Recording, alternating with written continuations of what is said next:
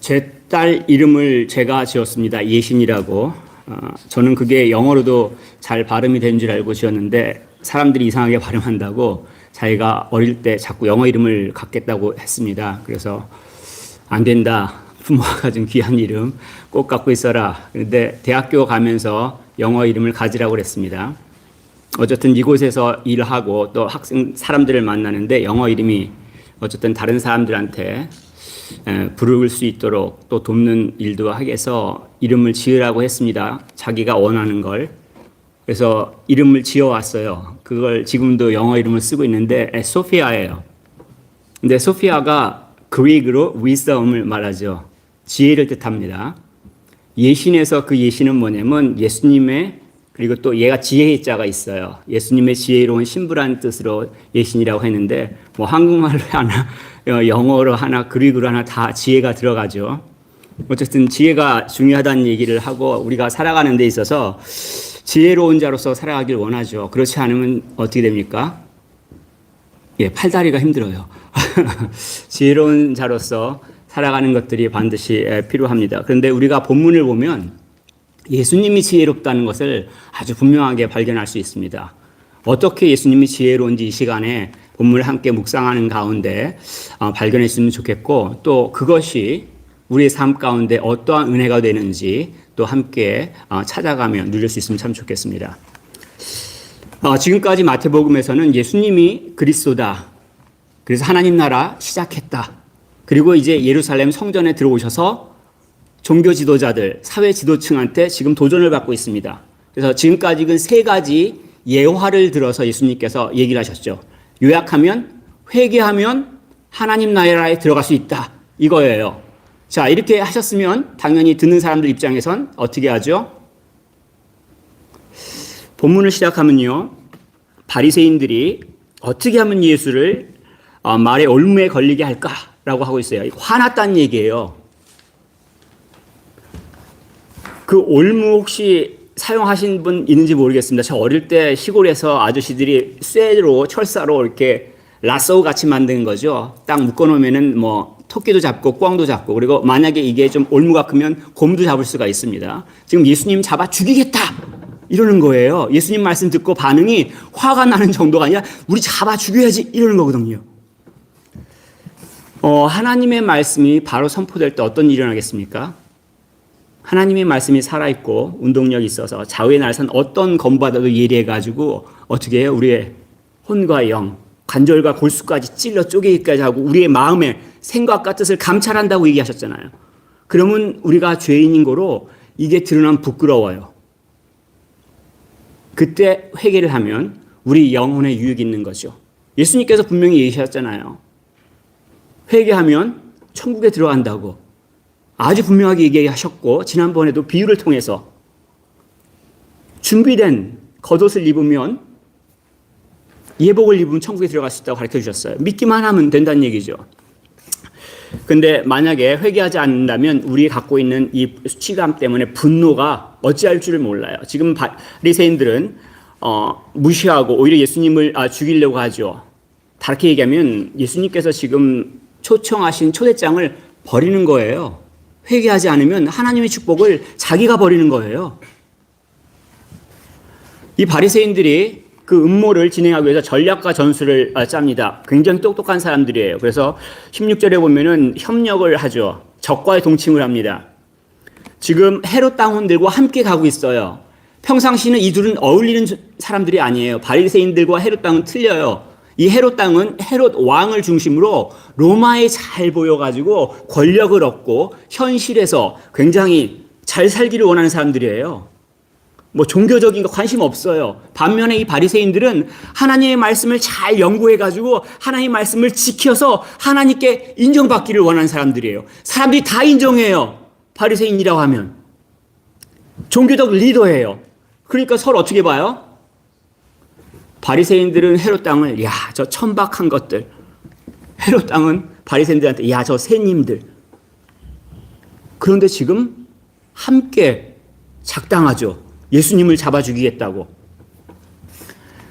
가서 젊은 제자들을 보냅니다. 나이 많은 경험 많은 사람이 보내는 게 아니에요. 뭐 체면을 뭐 자기 지키려고 할 수도 있고 젊은 사람들이 진리를 구하는 체 하면서 질문을 할 수 있어요. 칭찬도 지금 하고 있습니다. 선생님이라고 얘기를 하죠.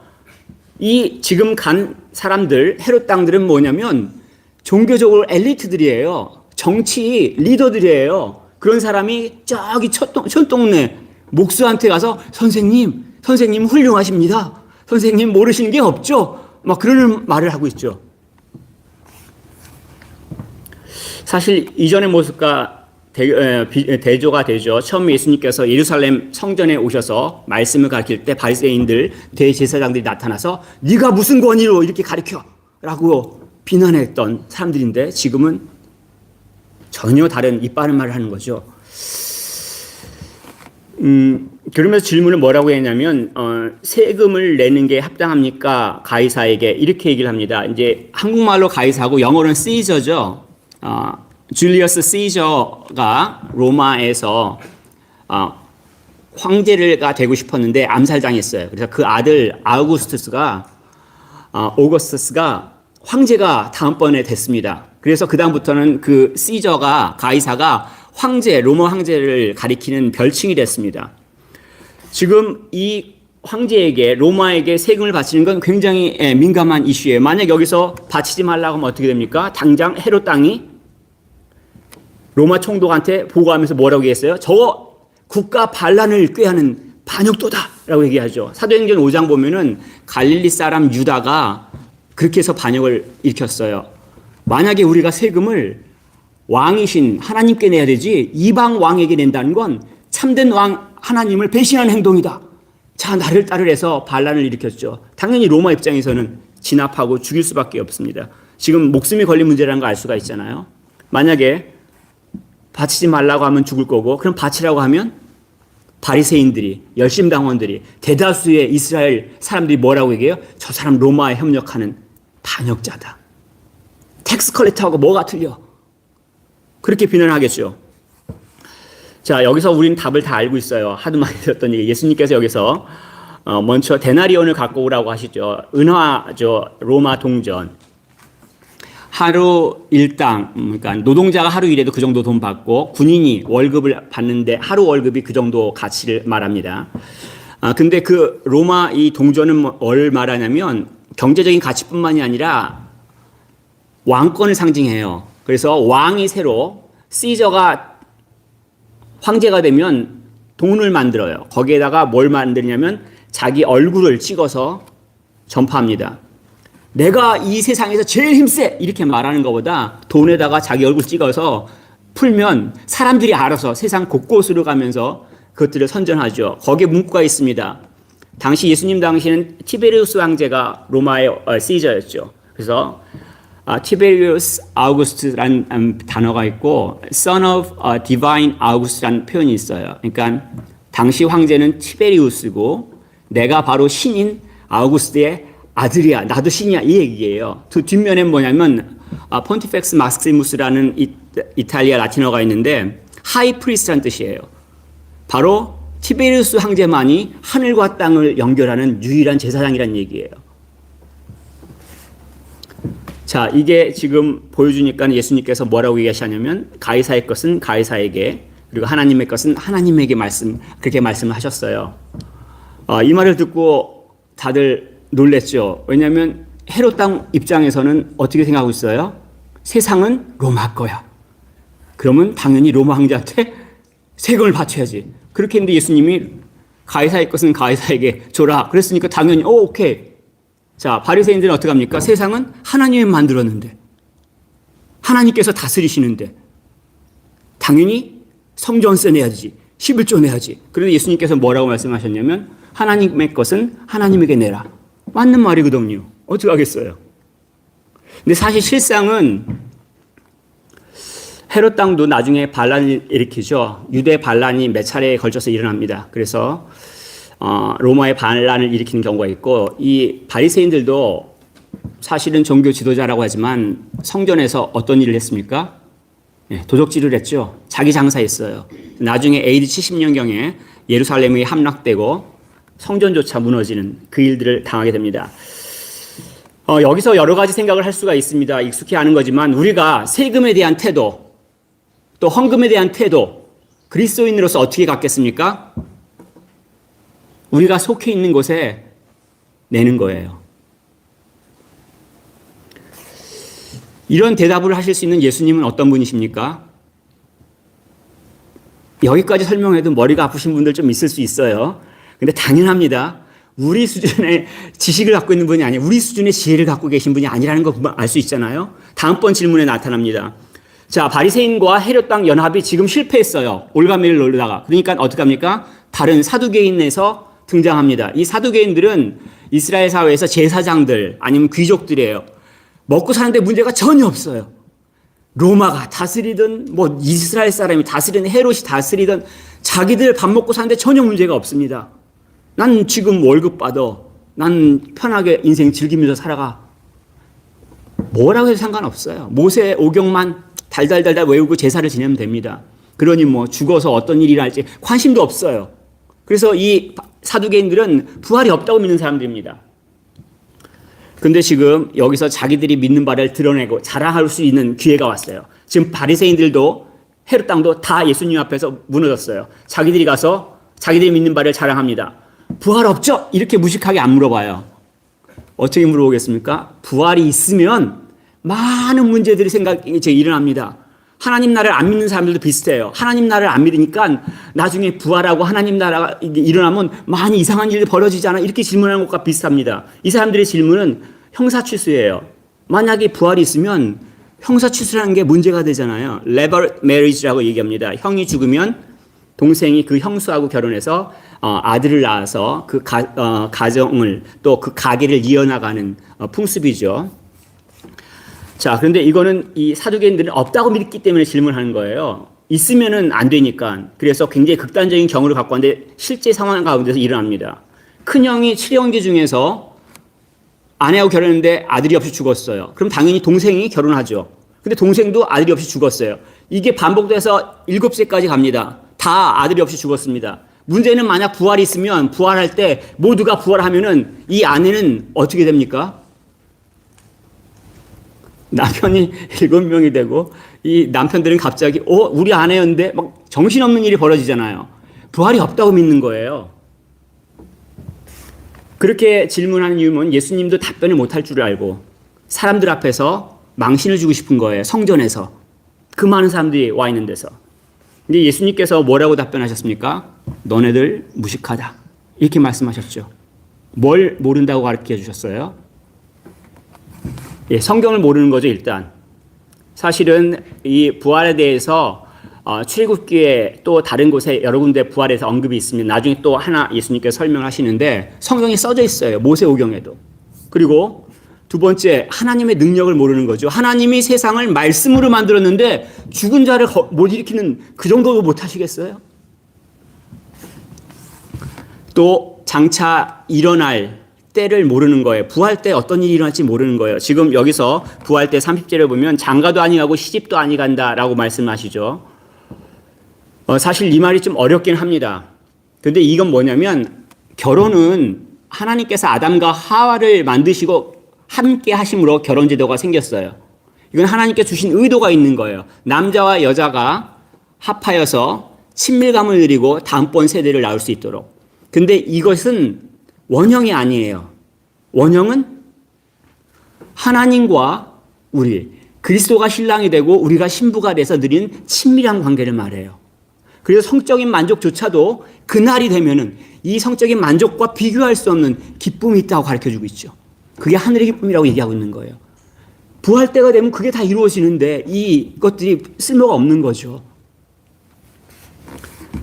또한 이 죽은 자들뿐만이 아니라 산 자들도 마찬가지입니다. 무슨 얘기를 하고 있냐면 예수님이 하나님은 산자의 하나님이다라고 말씀하셨죠. 이게 32절에 아브라함의 하나님, 이삭의 하나님, 야곱의 하나님이라고 표현했는데 출애굽기 3장 6절 말씀을 인용한 거예요. 예수님이. 무슨 얘기냐면 하나님께서 호렙산에서 모세를 불렀어요. 이스라엘 땅에 있는 이집트 땅에 있는 이스라엘 사람들을 구하려고 부르는 거예요. 그러면서 자신이 아브라함의 하나님이야, 이삭의 하나님이야, 야곱의 하나님이야 이렇게 말씀하셨어요.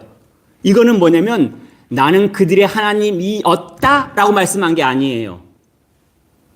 하나님이다라고 말씀하시는 거죠. 차이가 뭡니까? 내가 만약에 그들의 하나님이었다 그러면은 어떤 일이 발생하냐면 하나님이 그들과 맺은 언약을 안 지켜도 돼요. 만약에 김청희 집사님이 저한테 10,000파운드를 주기로 약속하고 도장 꽉 찍었어요. 제가 죽었어요, 지금. 그럼 김청희 집사님은 그 10,000파운드를 저한테 안 줘도 돼요. 왜냐면 계약 당사자가 없으니까, 사라졌으니까. 근데 지금 하나님께서 모세를 보내시면서 아브라함의 하나님이야, 야곱의 하나님이야, 이삭의 하나님이라는 건 뭐냐면 그들과 맺은 언약을 내가 지키겠다. 그 언약을 지키기 위해서 내가 너를 불러서 지금 노예들을 상태에서 구하겠다는 얘기예요. 그래서 산자의 하나님이라고 얘기하시는 거예요. 그들이 살아있다는 얘기예요.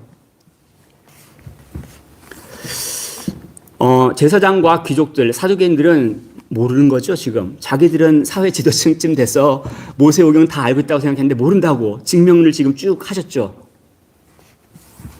근데 그들이 능력도 없죠. 누구를 살리겠어요? 아픈 것도 잘 못 났는데. 근데 그들만이 아니라 우리도 마찬가지 아니에요? 우리가 혹시 하나님 말씀 잘 알고 있고 하나님의 능력을 신뢰하고 있고 우리 삶 가운데 살아가면서 의지하고 있습니까? 만약에 이들처럼 자기 자신이 기준일 때 우리는 몰라요. 하나님을 알 수가 없어요. 내가 알고 있는 것이 기준일 때 우리는 하나님이 어떤 일을 하시는지 알 수가 없어요. 내가 기준일 때는 하나님을 알 수가 없거든요. 예수님은 그런데 아셔요. 어떻게 아시죠? 힌트를 드리면 하나님이니까 아시죠, 스스로를. 무슨 얘기냐면 우리가 무엇을 의지하고자 하냐면 내 경험, 내 지식, 내 계획을 의지한다면 고통 가운데 있다는 얘기예요. 하나님이신 예수님을 의지할 때, 그분의 말씀을 따를 때 전혀 다른 세상이 펼쳐진다는 것들을 가르쳐주고 있는 거예요. 자, 사두개인들도 결국은 실패했습니다. 자, 그럼 여기서 그만둡니까? 아니죠. 바리새인들 가운데서 율법사가 등장합니다. 영어로 얘기하면 로여인데 우리가 생각하는 오늘날 로여가 아니라 율법서라고 해서 모세오경을 말합니다. 전문가들이란 얘기, 성경에 대해서 학자란 얘기, 성경학자란 얘기입니다. 그 성경학자가 지금 예수님한테 와서 질문을 하잖아요. 어떤 게 율법 가운데서 가장 큰 계명입니까? 라고 말씀했습니다. 질문을 했어요. 성경이 창세기부터 구약 있죠. 요한계시록 그 많은 것 가운데서 어떤 게 가장 중요한 겁니까? 이렇게 물어보는 건데 예수님께서 뭐라고 얘기하시냐면 사랑하라라고 얘기를 하셨죠. 하나님을 사랑하고 또 이웃을 사랑하라. 사실은 이것들은 신명기의 말씀 또 레위기의 말씀을 이렇게 인용하신 거예요. 구약에 있어요. 바리새인들은 당시 정말 이스라엘이 힘들어서 식민지 상태에서 어렵고 고통받고 착취받아서 이 상황을 해결하려고 했어요. 나 이 고통받기 싫어. 이 상황에서 벗어나고 싶어. 어떻게 벗어날 수 있냐면 하나님 말씀을 잘 알아가지고 잘 지키면 돼. 그랬던 사람들이에요. 그래서 모세오경 말고도 그 안에서 613개의 계명이 있다고 믿고 613개를 적용해서 삶 가운데 지키는 사람들이에요. 그걸 이제 다른 말로 장로의 유전이라고 표현합니다. 밥 먹기 전에 손 씻는 거, 그것 중에 하나예요. 모를 리가 없죠. 얼마나 성경에 대해서 잘 알고 있는 사람인데. 그런데 이 신명기 6장 5절에 너는 마음을 다하고 뜻을 다하고 힘을 다하여 내 하나님 여호와를 사랑하라 말씀을 모를 리가 없죠. 또 레위기 19장 18절에 내 이웃을 사랑하기를 내 자신과 같이 사랑하라 나는 여호와니라 이 말씀을 모를 리 없죠.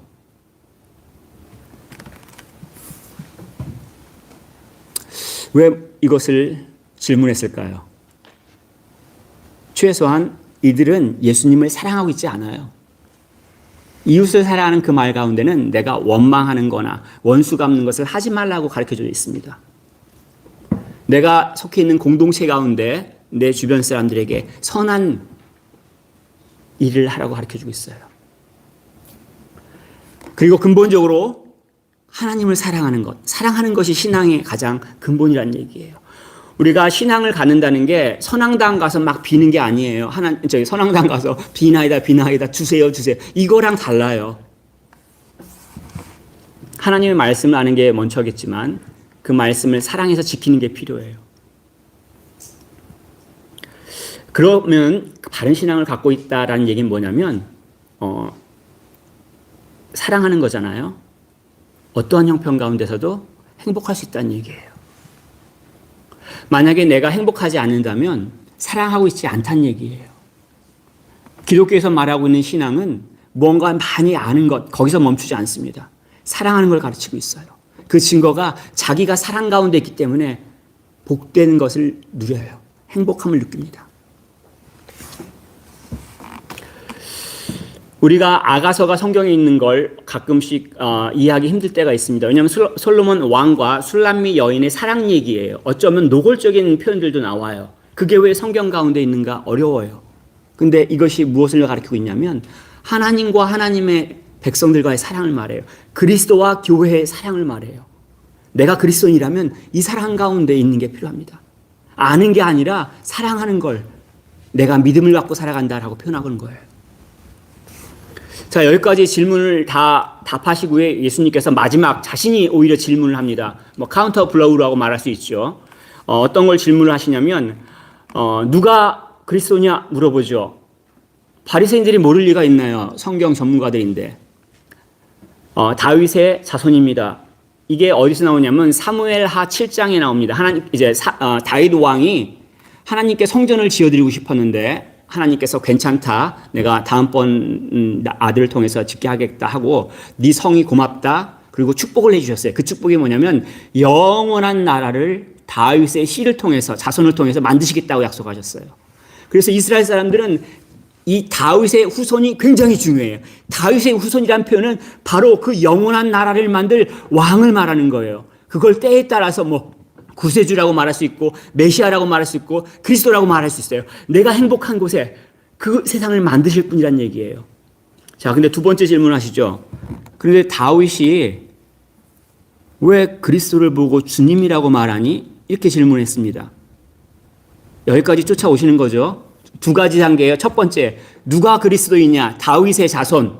두 번째, 그런데 왜 다윗은 그 그리스도를 향해서 주님이라고 말하느냐? 이건 시편 말씀을 인용한 겁니다. 시편 110편 1절 이렇게 기록되어 있습니다. 여호와께서 내 주에게 말씀하시기를, 지금 신약성경 우리가 읽은 44절에는 주께서 내 주에게 이르기를 해서 좀 헷갈릴 수 있어요. 근데 원문은 뭐냐면 야훼 하나님께서 아도나이 나의 주님께 말씀하시기를 하는 거예요. 자, 이스라엘 왕이 주님이라고 말할 수 있는 존재가 누구죠? 하나님 한 분밖에 없잖아요. 그래서 당연히 야훼를 하나님이라고 주님이라고 말하는 건 맞아요. 근데 그 주님이 또 주님한테 말한대요. 이 주님은 뭘 말해요? 그리스도를 말해요. 그래서 이 그리스도를 말하고 있는 주님을 예수님께서 말씀하시는 거예요. 왜 다윗이 자기 자손, 그리스도가 자기 자손인데 주님이라고 얘기하지? 이해가 안 되시죠? 우리 집이 얘기를 듣게요. 저희 아버지가 저를 보고 김 목사님 안녕하세요. 저희를 인도해 주세요. 이렇게 얘기할까요? 안 할까요? 안 해요. 우리 양반 가문이에요. 어릴 적부터 밥상머리 교육받으면서 했지. 어떻게 아버지가 자기 자식한테 그렇게 존댓말 쓰고 길을 묻고 그렇습니까? 근데 지금 다윗이 그리스도가 자기 자손인데 나의 주님이라고 얘기를 했어요. 그러면 이 나의 주 그리스도는 뭘 말해요? 하나님과 같다는 얘기예요. 하나님 이 땅 가운데 그리스도로 오신다는 것을 가르쳐 주시고 있는 거예요. 지금 설명해도 못 따라오잖아요. 이걸 예수님께서 그 자리에서 질문하시는 거예요. 도대체 예수님의 지혜가 어디 있는지, 어떻게 예수님이 이걸 아셨을까요? 사실 우리는 지혜가 있다고 하더라도 우리는 그 이성의 영역이 갖춰져 있어요. 그리고 우리의 모든 사람들이 이성이 똑같은 수준에 있지 않습니다. 하물며 보이지 않는 세계는 말할 것도 없어요. 확인할 수 있는 장치가 없으면 우리는 손도 못 대죠. 근데 그리스도를 믿을 때 믿음의 세계가 열려요. 그리스도를 믿고 따라갈 때 그 하나님 나라 가운데 경험할 수 있는 거예요. 비록 내가 힘들고 어렵고 고통 가운데 있다 하더라도 그 하나님 나라의 기쁨과 평화와 위로를 누릴 수가 있다는 얘기예요. 네 가지 질문을 지금 우리는 방금 살펴봤습니다. 이 가운데 통해서 우리가 알 수 있는 것들은 예수님께서 지혜로우시다, 보통 지혜가 아니다라는 것을 알 수가 있잖아요. 사람의 지혜를 뛰어넘는 분이라는 걸 알 수가 있죠. 그래서 성경에서 그리스도는 하나님의 능력이요 하나님의 지혜니라라고 선언하고 있습니다. 이 얘기는 뭐냐면 내가 인생을 살아갈 때 내 계획, 내 지혜 믿고 살아가지 말고 예수님의 지혜를 의지하고 살아가라는 얘기예요. 예수님의 지혜를 인정하고 쫓아가라는 얘기예요. 하나님 말씀을 그래서 읽고, 그래서 외우고, 그래서 내가 순종해서 가려고 하는 게 거기 있어요. 내 지혜 갖고 살아가는 게 아니라는 얘기예요. 그럴 경우에 인생이 어떻겠어요? 거기서 벗어나서 지혜의 주님께서 만드신 세상 가운데 살아가기를 초청하고 계시는 거예요. 혹시 지혜가 필요하신다고 분 있습니까? 결정해야 될 상황이 있습니까? 답답한 상황이 있습니까? 어떻게 하셔야 되겠습니까? 지혜의 예수님께 순복하고 그 말씀을 내가 따라가는 게 필요하죠.